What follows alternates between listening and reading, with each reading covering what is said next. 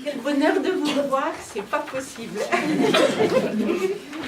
Voilà, et quel bonheur d'être là rassemblés au nom du Seigneur et puis avec Marthe.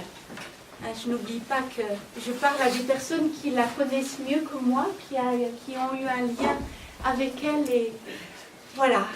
Et je me fais bien petite par rapport à toute l'histoire de cette région, toute l'histoire des personnes qui ont eu ce lien et qui ont aussi encore maintenant ce lien avec elle.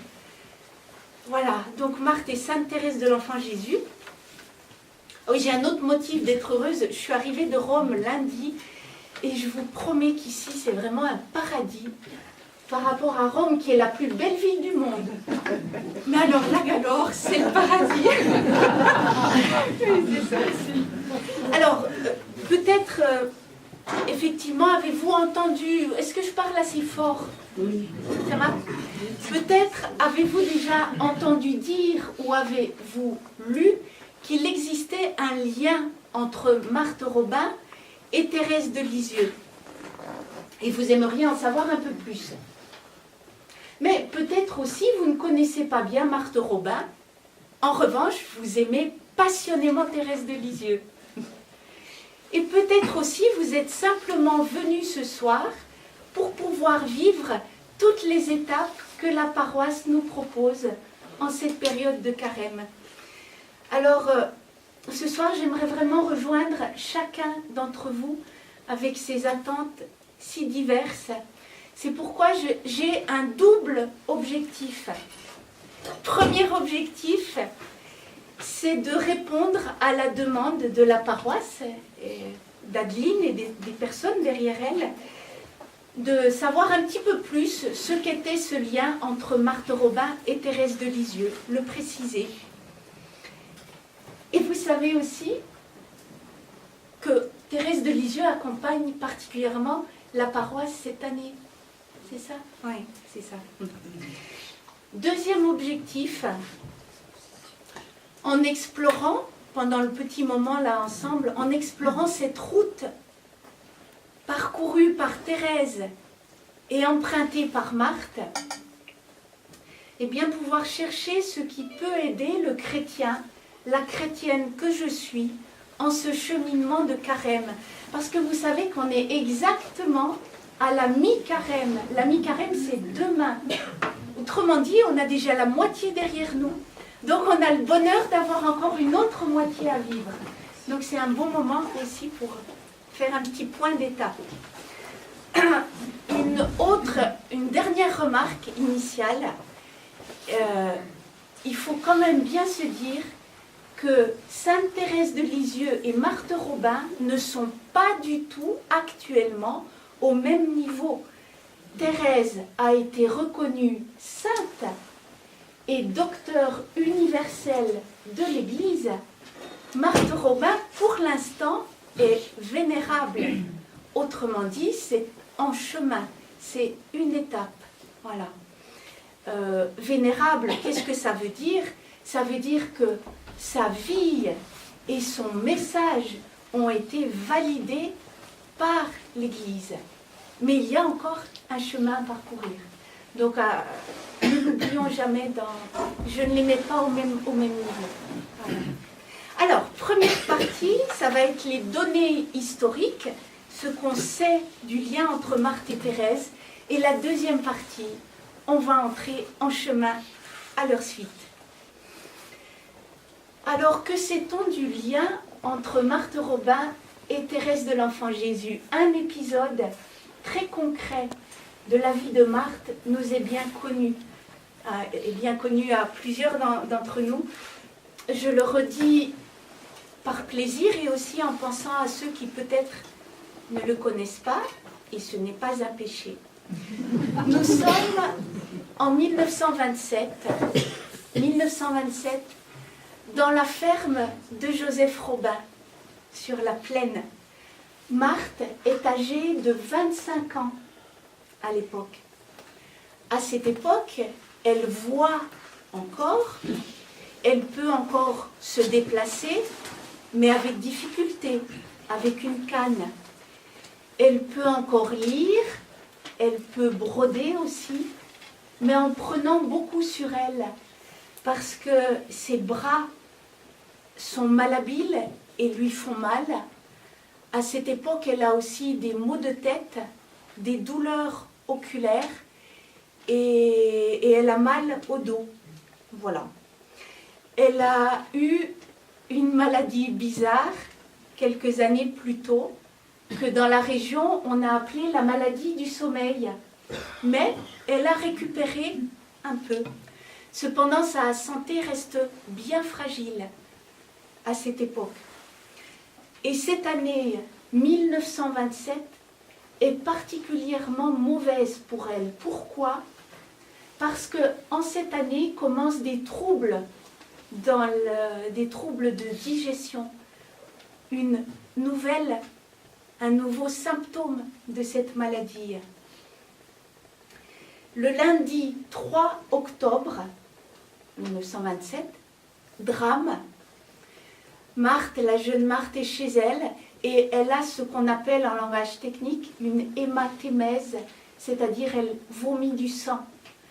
Donc vous imaginez, elle est chez elle avec ses parents.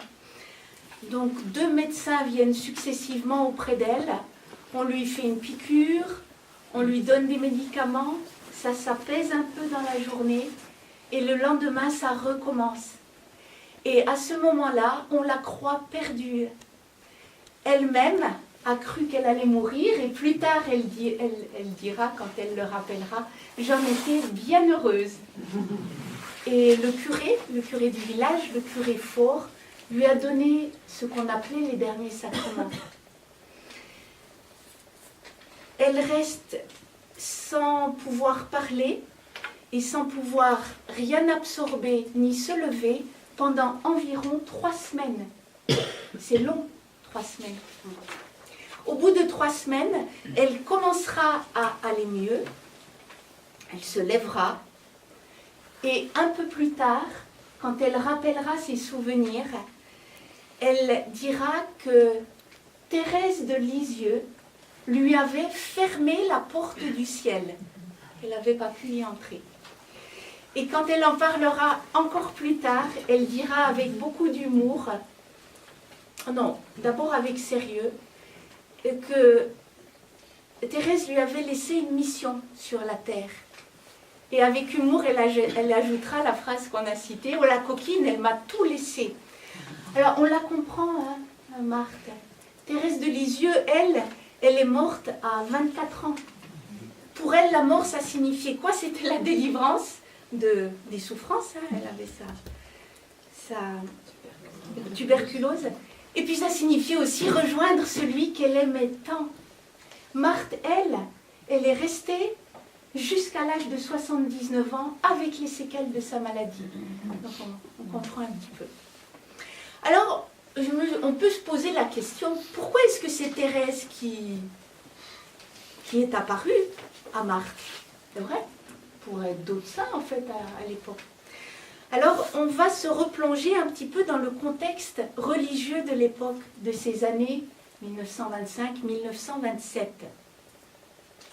Il faut se rendre compte qu'à cette époque, la jeune carmélite, Thérèse, qui était encore Thérèse de Lisieux, faisait la une de l'actualité religieuse. Pourquoi? Elle était morte en 1897.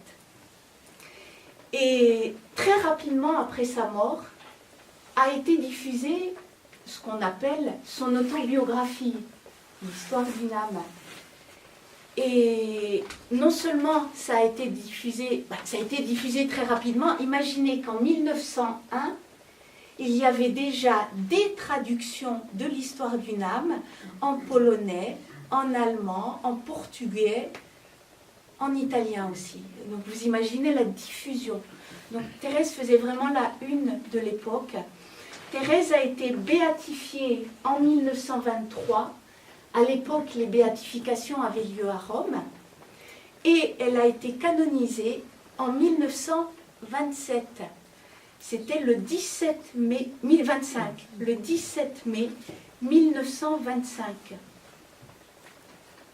En 1927, donc ce sera plus tard, en décembre, elle sera déclarée patronne des missions. Donc c'était au top de l'actualité. Il faut savoir aussi que la canonisation de Thérèse a été un événement ecclésial d'une ampleur extraordinaire. La basilique Saint-Pierre était restée ouverte toute la journée pour accueillir le flot des pèlerins qui étaient venus assister à cette canonisation. Et le soir, là, il y a eu ce qu'on appelait à l'époque une illumination de la basilique Saint-Pierre. Toute la façade et la coupole avaient été embrasées. À l'époque, c'était des torches immenses qui étaient disposées le long des façades et sur la coupole. C'était un spectacle féerique. Vous imaginez à l'époque, en 1925, c'était vraiment, voilà, un événement. Une illumination pareille n'avait pas eu lieu à Rome depuis l'année 1870, le concile du Latran. Je vous dis juste ça, juste pour qu'on mesure la grandeur de l'événement. Voilà. Alors pourquoi une telle ampleur ont-ils été donnés à la béatification et à la canonisation de Thérèse? Si on regarde un petit peu qui était béatifié, canonisé à l'époque, et si on regarde aussi les journaux de l'époque, on le perçoit très simplement. La vie de Thérèse a été très simple. Thérèse, elle, n'a pas fondé d'ordre. Thérèse n'était pas mystique au sens de... Elle n'a pas eu de vision, d'apparition, de phénomènes extraordinaires dans sa vie. Thérèse n'a pas été une missionnaire qui est partie à l'autre bout du monde. Sa vie a été juste. Elle a seulement vécu sa vie simple de religieuse. Et si on regarde un peu le discours du pape de l'époque, lorsqu'il a annoncé ce qu'on appelle l'héroïcité des vertus de Thérèse, c'est très beau comme il le souligne. Il dit que Thérèse a atteint l'héroïcité des vertus en pratiquant les vertus de l'enfance spirituelle, c'est-à-dire l'abandon confiant dans les mains de Dieu, c'est-à-dire la fidélité à ce qu'elle devait faire chaque jour, qu'on appelait la fidélité au devoir d'État. La douce humilité du cœur, c'est les vertus de l'enfance spirituelle. Eh bien, il y a une héroïcité à ces vertus. Et à l'époque, ça a représenté un tournant. Autrement dit, il n'existe pas seulement l'héroïsme des martyrs, l'héroïsme des fondateurs, l'héroïsme des grands missionnaires. Il existe aussi un héroïsme de la vie quotidienne. Et il est aussi chemin de sainteté. Voilà ce qui nous montre un petit peu. Et Marthe s'est nourrie avec assiduité à cette époque, dans sa jeunesse, dans les années 1924, 25, 26, s'est nourrie avec assiduité de l'histoire d'une âme. À 20 ans, en 1922, elle a désiré se donner au Seigneur en devenant carmélite. Mais en voyant que sa santé ne s'améliorait pas, elle a fini par comprendre que cette route n'était pas la sienne. Sa route à elle, Marthe, sera de se donner totalement à lui, telle qu'elle était, en lui laissant l'initiative de la conduire. Elle va le concrétiser par écrit, en l'écrivant le 15 octobre 1925. Et elle dira plus tard, en rappelant ce jour et cet engagement qu'elle a pris envers le Seigneur, ce jour-là, je me suis consacrée au Seigneur, non plus pour être carmélite, mais d'une manière plus profonde, pour faire tout ce qu'il voudrait. Vous voyez, Marthe a conscience d'aller plus loin dans son offrande au Seigneur en renonçant à son rêve à elle pour vivre ce qu'il désirait et qu'il lui montrait à travers les événements, en l'occurrence à travers sa santé qui ne revenait pas. Que sait-on encore du lien entre et de la présence de Thérèse dans l'univers de Marthe? Eh bien, la mission paroissiale de 1928 a été prêchée par 2 pères capucins. Marthe Robin a fait la connaissance des deux et elle est restée en lien avec l'un des deux, qui s'appelait le père Marie Bernard. Il était capucin, donc à travers lui, elle a bien sûr découvert la spiritualité franciscaine, mais c'était un capucin qui était dévot de Thérèse de Lisieux. Lui-même, dans sa jeunesse, avait été rejoint par Thérèse de Lisieux à une époque où il était missionnaire en Syrie. Il était tout jeune capucin, envoyé en Syrie. Il a eu un moment de découragement et voilà, il ne voyait plus comment continuer cette vie de capucin. Et on lui a mis entre les mains l'histoire d'une âme. Et il a dévoré l'histoire d'une âme en une nuit. Et Thérèse est devenue sa sœur. Et donc, plus tard, après avoir rencontré Marthe, il écrira aussi un livre sur Thérèse de Lisieux. Ça s'appelle Simple note thérésienne, un petit opuscule qu'on trouve encore dans les bibliothèques de 200 pages. Donc vous voyez, Marthe Robin et le père Marie Bernard ont très certainement échangé entre eux de l'histoire d'une âme et de la petite voix de Thérèse. Ensuite, les anciens de la vallée, de notre vallée de la Galore, qui ont connu Marthe quand ils étaient enfants en 1930, se souvenaient qu'elle leur parlait volontiers de Thérèse de Lisieux en 1930. L'une d'elles a témoigné « Marthe essayait de nous faire aimer Jésus, nous apprenait à offrir de petits sacrifices à la manière de Sainte Thérèse. » Et à cette époque, Marthe distribuait des images ou des médailles de Thérèse à ceux qui venaient la visiter. Alors, on se pose toute cette question que Aline a donnée, vous comme moi, hein. Mais en fait, qu'est-ce que c'est cette mission que Thérèse a laissée à Marthe? C'est vrai qu'on aimerait bien savoir. Alors, j'ai cherché, et à ma connaissance, Marthe ne l'a jamais détaillé. En tout cas, nous n'en avons pas de traces, ni écrite, et elle n'en a jamais parlé à personne. Donc, dans aucun témoignage, je n'ai trouvé de détails de cette mission que Thérèse aurait laissée à Marthe. Vous savez, lui, le père Finet disait que Marthe irait encore plus loin que Thérèse. C'était le père Finet. Il n'y a rien de plus précis, en tout cas à ma connaissance. Ce qu'on sait, c'est 2 choses. Marthe a compris à travers cette vision de Thérèse, a compris, 1, qu'elle n'allait pas mourir, elle lui a fermé la porte du ciel, et 2, qu'elle aurait une mission dans l'Église.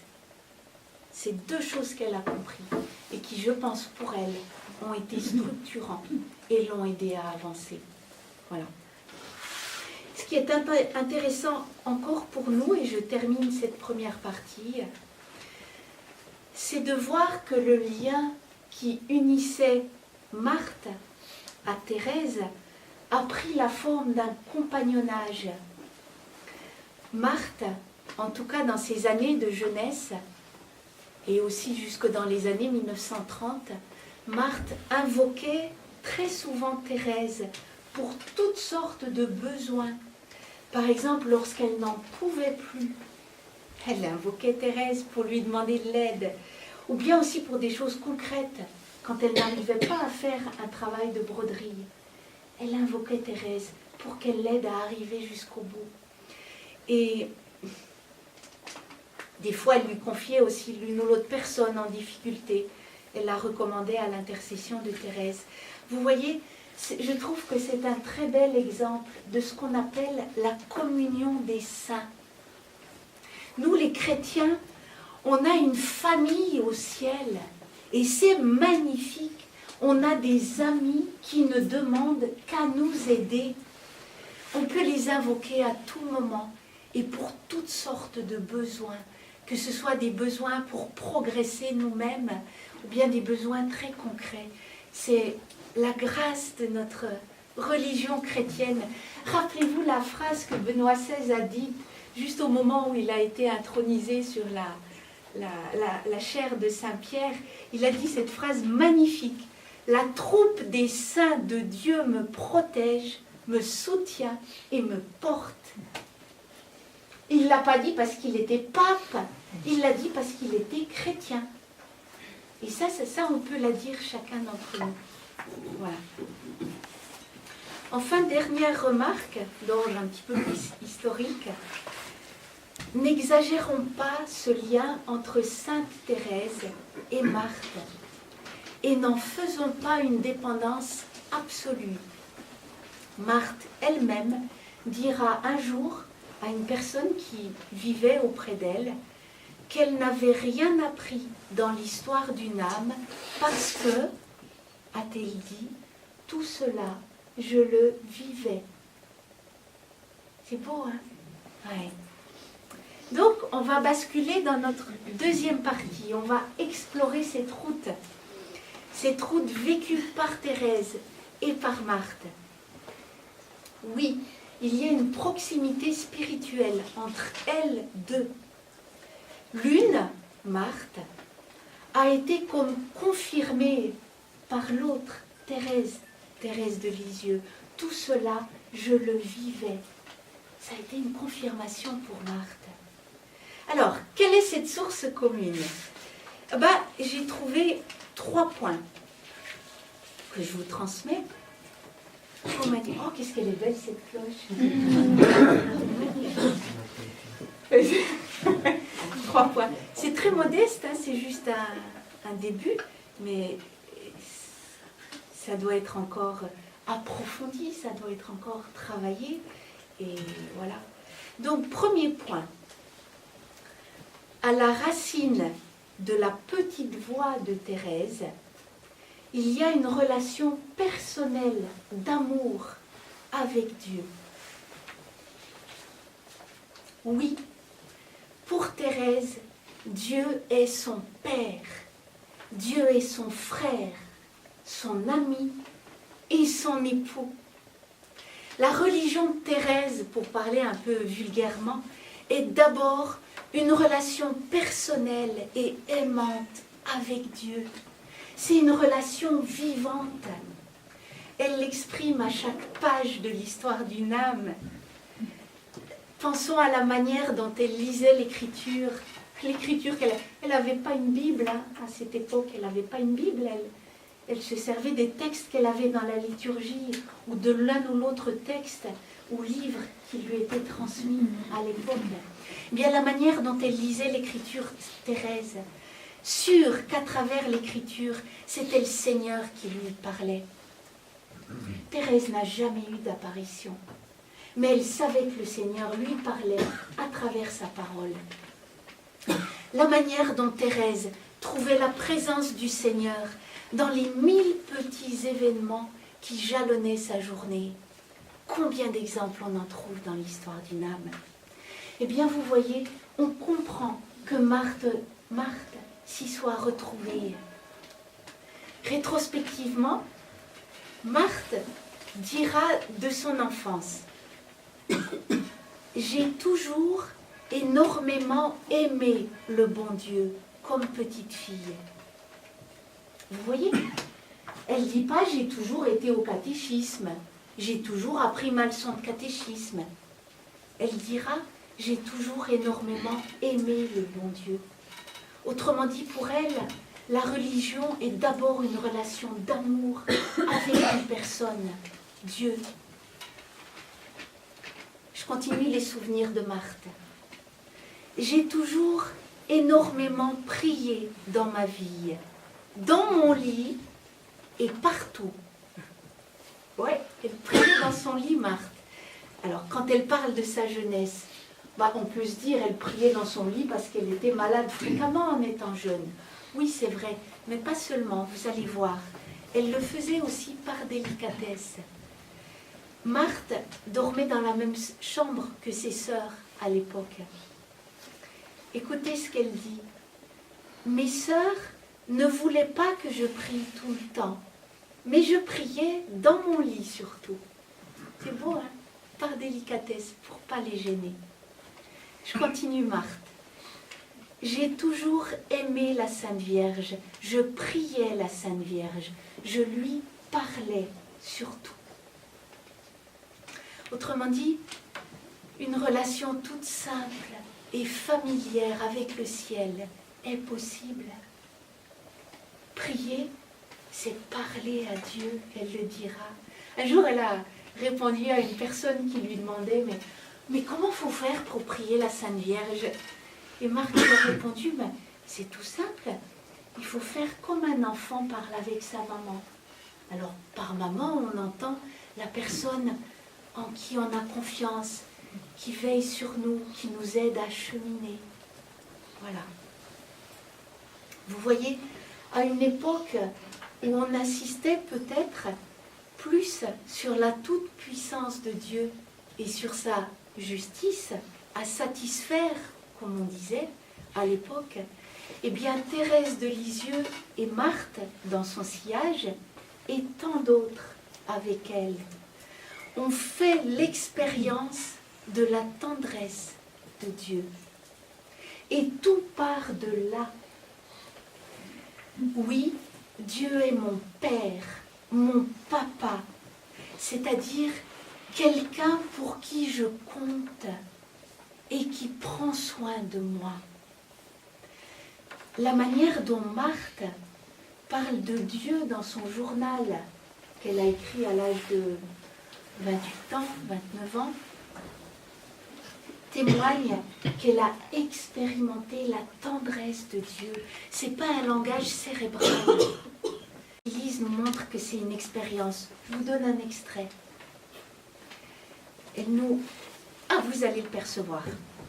C'est tiré du journal de Marthe.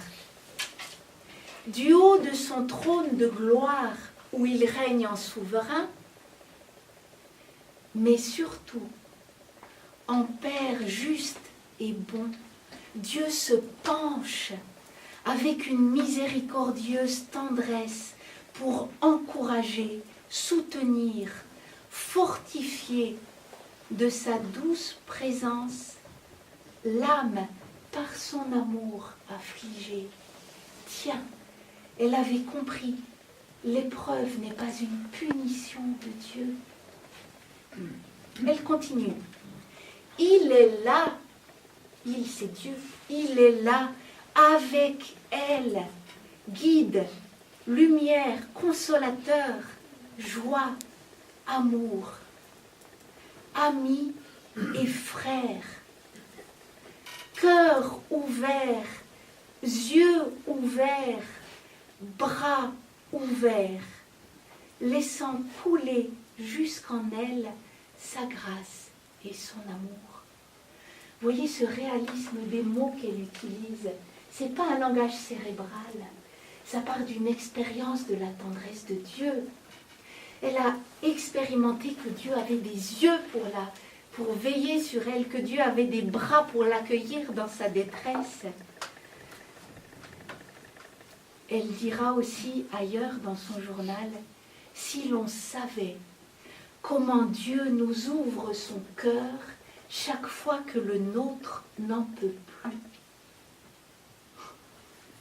Ces paroles viennent d'une expérience. Marthe, la petite Marthe, qui à l'époque du journal en 1930, n'était qu'une infirme dans une campagne perdue de la France, a fait l'expérience de la proximité aimante de Dieu. Et elle le sait, elle le clame.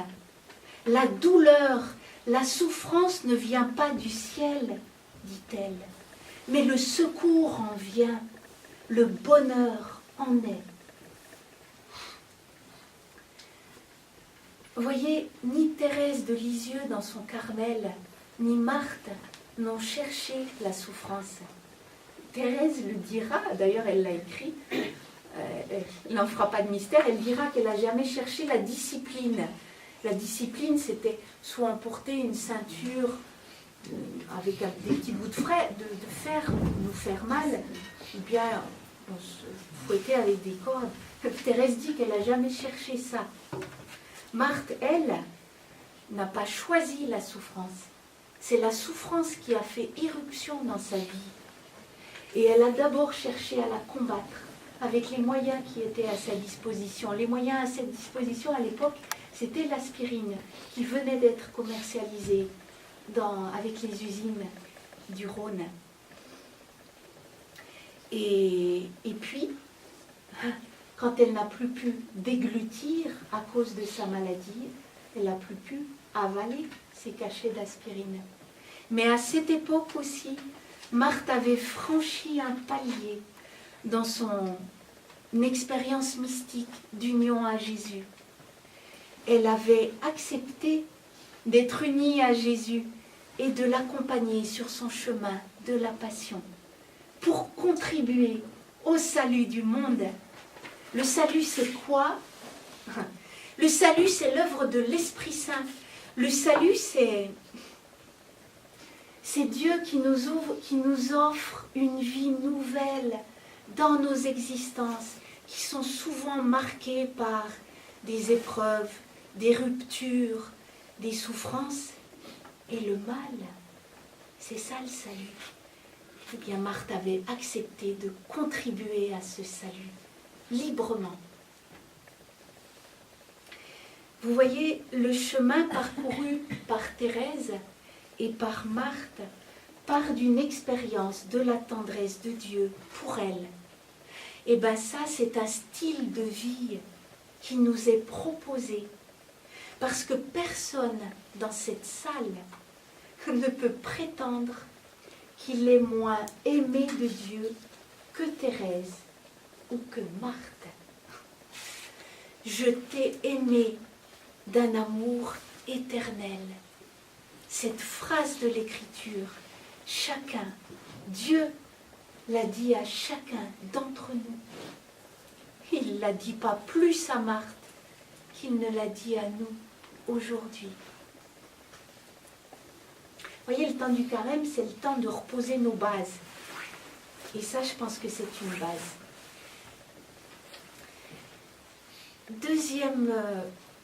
Deuxième aspect de ce chemin, de cette petite voie parcourue par Thérèse et par Marthe. La petite voie de Thérèse est toute faite de simplicité et de réalisme. Elle intègre les limites et les faiblesses. Thérèse au Carmel était hyper réaliste sur ce qu'elle était. Je vous redis cette phrase, ce passage si magnifique qu'on connaît presque tous. C'est Thérèse qui parle. J'ai toujours constaté, lorsque je me suis comparée aux saints, qu'il y avait entre eux et moi la même différence qui existe entre une montagne dont le sommet se perd dans les cieux et le grain de sable obscur foulé sous les pieds des passants. Au lieu de me décourager, je me suis dit, le bon Dieu ne saurait inspirer des désirs irréalisables. Je puis donc, malgré ma petitesse, aspirer à la sainteté. Vous voyez, le réalisme de Thérèse, c'est dans la phrase d'après. Me grandir, c'est impossible. Je dois me supporter tel que je suis, avec toutes mes imperfections. Mais je veux chercher le moyen d'aller au ciel par une petite voie bien droite, bien courte, une petite voie toute nouvelle. Et alors à l'époque, dans les années 1870, la grande nouveauté technique de l'époque, c'était les ascenseurs. Dans les grands immeubles de Paris, c'était le hit d'avoir un ascenseur. Et Thérèse s'en est souvenue. Elle s'est dit, il faut que je trouve un ascenseur pour monter jusqu'au ciel. Je continue Thérèse. Alors j'ai recherché dans les livres saints l'indication de l'ascenseur. Et elle a trouvé ce verset de l'Écriture. Si quelqu'un est tout petit, qu'il vienne à moi. Je continue Thérèse. Alors je suis venue, devinant que j'avais trouvé ce que je cherchais, et voulant savoir, ô mon Dieu, ce que vous feriez au tout petit qui répondrait à votre appel, j'ai continué mes recherches, et voici ce que j'ai trouvé. Comme une mère caresse son enfant, ainsi je vous consolerai, je vous porterai sur mon sein. L'ascenseur, écrit Thérèse, qui doit m'élever jusqu'au ciel, ce sont vos bras, ô Jésus. Pour cela, je n'ai pas besoin de grandir, au contraire, il faut que je reste petite, que je le devienne de plus en plus. Voyez, Thérèse, réaliste, reconnaît sa petitesse et elle l'accueille. Elle ne s'y résigne pas. Elle ne va pas abandonner son rêve de sainteté. Mais elle s'en sert de ses limites et de sa petitesse. Voyez combien le réalisme de la voix de Thérèse a pu rejoindre Marthe à cette époque. Marthe se savait petite, faible, limitée. Elle ne pouvait plus aider ses parents à la ferme. Elle ne pouvait même plus aller à l'église. Vous imaginez ce que ça représente quand on est chrétien pratiquant. Ouais. Mais elle sait que cette faiblesse, que ces limites ne sont plus des obstacles, mais des occasions de se tourner vers le Seigneur, comme un enfant se tourne vers son Père. Dans le prolongement de la petite voix de Thérèse, Marthe nous invite, je crois, à l'accueil du réel de nos vies. On peut être tenté de vivre dans le virtuel, de rêver la vie idéale, de rêver le personnage idéal que je ne suis pas et que je ne serai peut-être jamais. Marthe, tout au long de sa vie, plus tard, quand elle accueillera des visiteurs, Marthe les invitait à accueillir la réalité de leur vie. Et elle le faisait avec beaucoup de délicatesse, parce qu'il faut du temps, parfois, pour accueillir une réalité difficile. Oui, Dieu est proche de nous dans le réel de notre vie, dans le réel de nos situations. Avec Marthe, avec Thérèse, cherchons les signes de sa présence dans notre quotidien. Il nous dit son amour à travers la beauté de la nature qui nous entoure.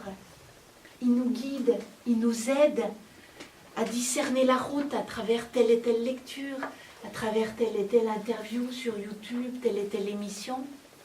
Il nous encourage avec une personne qu'on vient de rencontrer. Marthe disait, c'est tellement beau. L'amour fait voir Dieu dans la plus humble chose. L'amour fait voir Dieu dans la plus humble chose. Cherchons sa présence aimante. Il nous aime trop pour ne pas nous rejoindre là où nous sommes, dans notre situation. Troisième et dernier petit point. La source cachée de l'apostolat de Marthe et de Thérèse, c'est une phrase. Aimer et faire aimer Jésus. Je vous lis une autre phrase, vous allez deviner de qui elle est, si elle est de Thérèse ou si elle est de Marthe. Je voudrais être partout à la fois, pour dire et redire au monde combien le bon Dieu est bon, que rien n'est plus facile que de le réjouir et le satisfaire, que rien n'est plus doux que de l'aimer, que rien n'est plus facile non plus, puisque même nos plus petites actions faites par amour suffisent pour charmer son cœur. Sainte Thérèse. D'autres avis? Eh bien, c'est Marthe.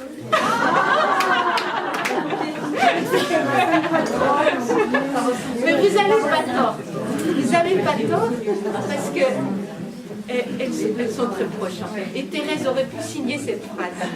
Et puis de toute façon, la source de tout ça, ça remonte à Saint Paul.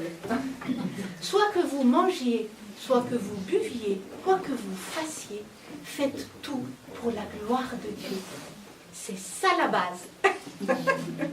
C'est ça. Autrement dit, notre religion chrétienne, elle est magnifique.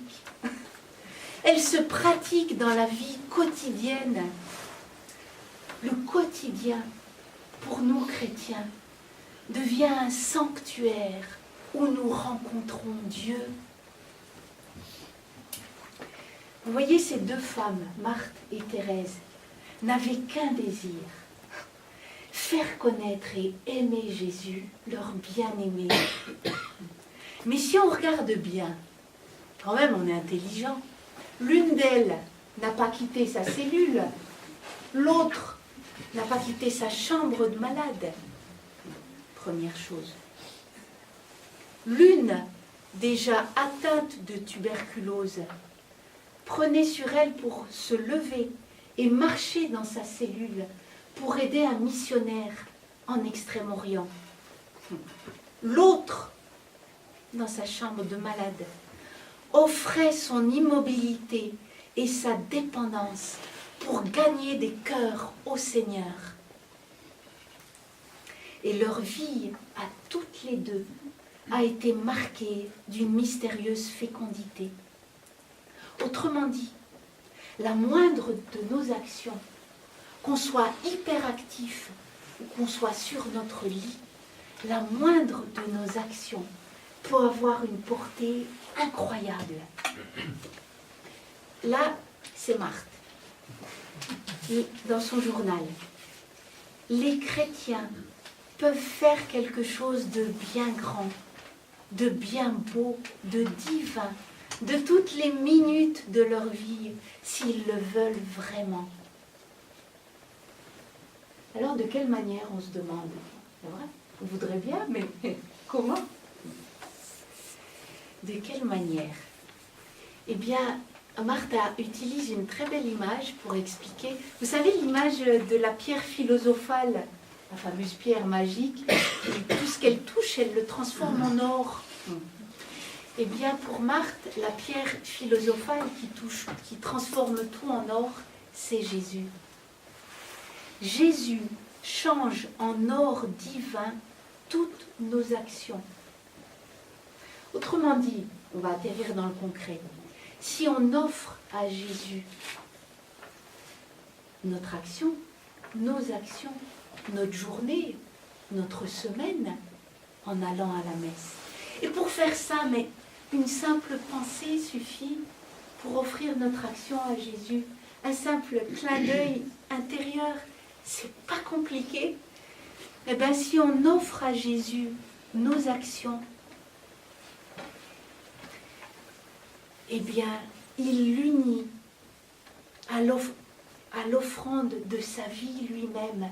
Et c'est encore plus explicite. Vous savez quand? À la messe, au moment de l'offertoire. Lorsque le prêtre élève le pain, le vin, il le présente à Dieu. Et bien à ce moment-là, à la messe, nous, on y dépose, avec les hosties qui sont encore du pain, on dépose nos actions, notre semaine, nos épreuves, on les dépose. Et c'est uni à ce pain qui va devenir le corps, l'offrande de Jésus au Père pour le salut du monde. Chaque action de notre vie peut avoir une portée incroyable. Vous savez, Thérèse l'expliquait de manière si belle quand elle apprenait à ses novices: ramasser une épingle par terre, par amour, peut sauver une âme. C'est pas en l'air et c'est pas de l'eau de rose. La théologie qu'il y a dessous, c'est l'offrande de Jésus, son offrande unique, dans laquelle nous-mêmes, nous nous insérons chaque fois que nous participons à la messe. Eh oui. Mais tout ça, vous voyez, tout ça, ça part de l'intérieur. Le cœur de la religion, c'est la relation personnelle et vivante avec Dieu. La pratique de la religion part de l'intérieur.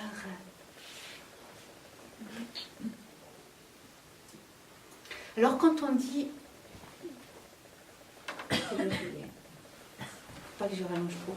Quand on dit vie intérieure, il ne s'agit pas de s'enfermer. Il ne s'agit pas de s'enfermer dans un individualisme restreint, égoïsme. Il ne s'agit pas de tourner en rond sur soi-même, d'asphyxier sur soi-même.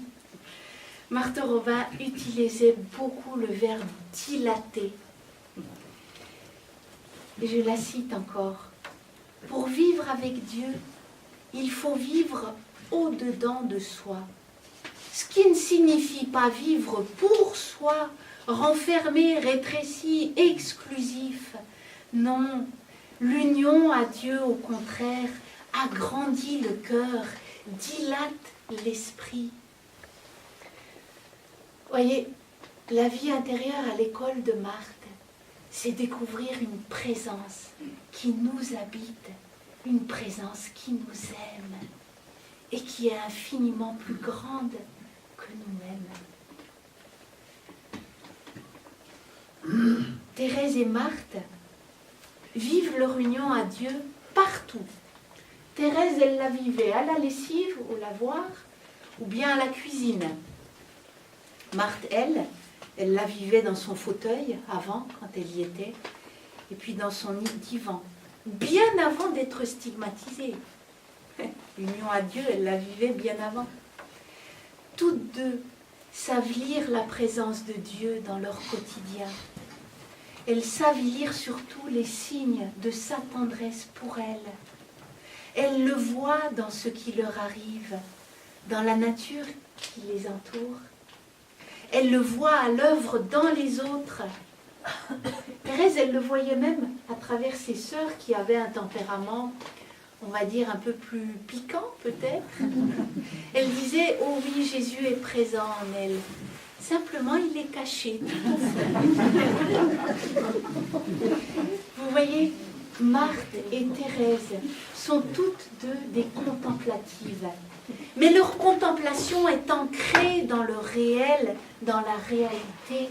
Leur contemplation part des faits de leur vie, de la vie qui les entoure. J'en arrive à la conclusion.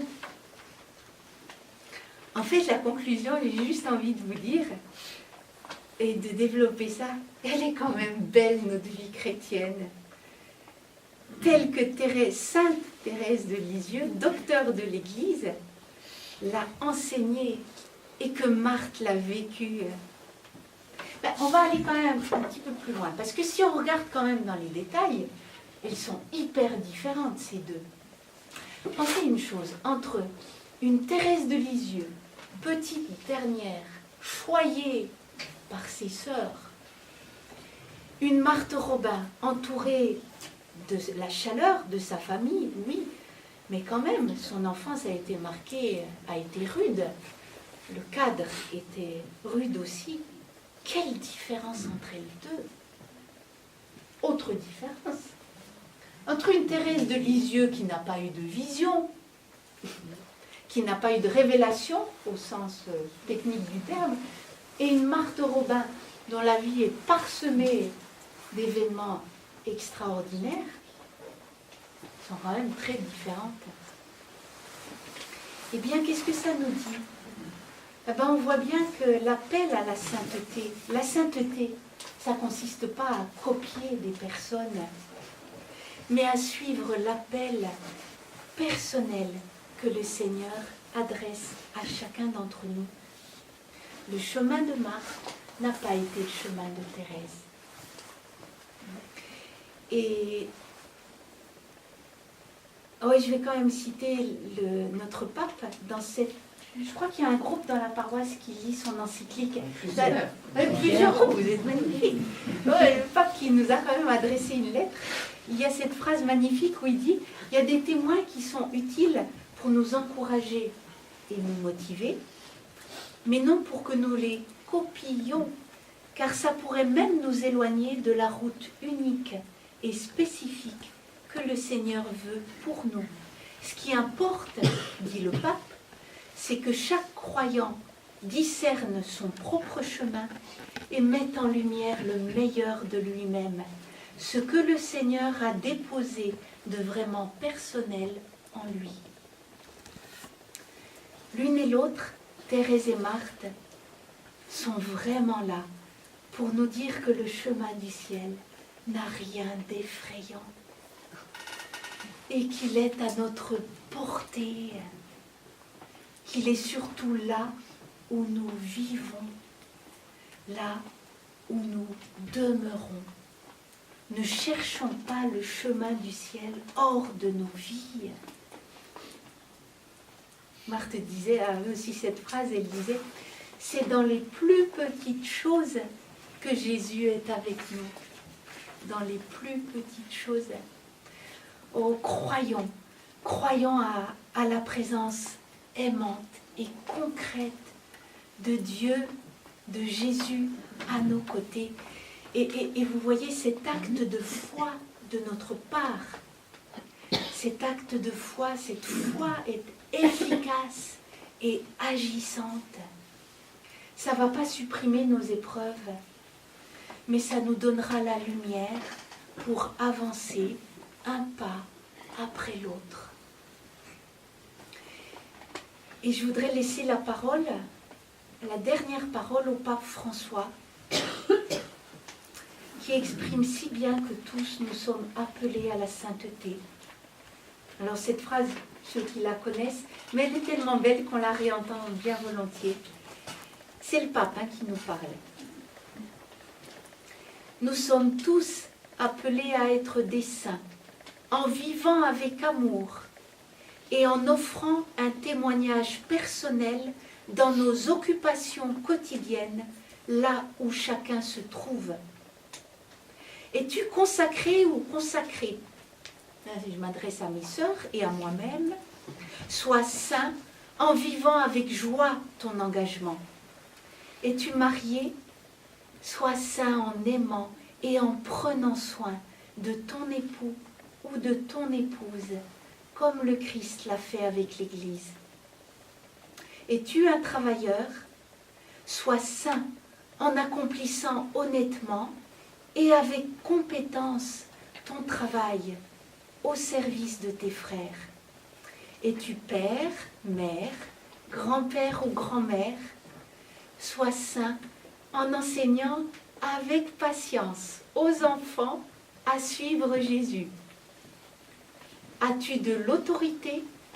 Sois saint en luttant pour le bien commun et en renonçant à tes intérêts personnels.